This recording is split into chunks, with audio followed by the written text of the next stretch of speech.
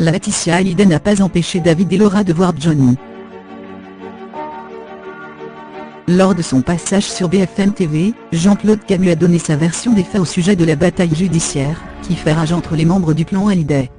Le producteur explique notamment les raisons pour lesquelles Laura Smith et David Hallyday n'ont pas pu dire au revoir à leur père.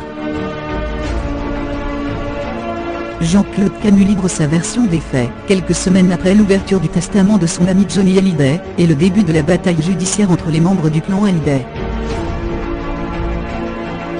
Sur BFM TV, Jean-Claude Camus a défendu Laetitia Hallyday, seule héritière de l'ensemble des biens du rocker.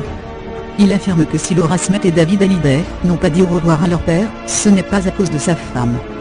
D'ailleurs, elle aurait proposé à ces derniers de partir avec elle à Saint-Barth. Ils auraient refusé.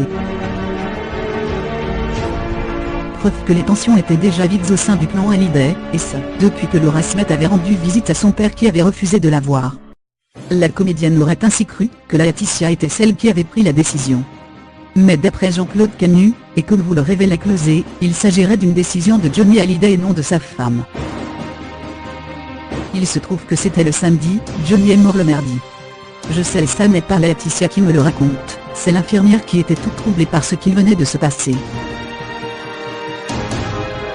Laura avait envoyé un texto à son père en lui disant qu'elle voulait venir le voir, et il aurait répondu « non pas demain, la semaine prochaine ». Et en effet, ils sont venus quand même le voir le samedi après-midi, et Johnny, qui était quand même au plus mal, avec un caractère que je connais bien, j'avais dit que c'était non, c'est non aujourd'hui.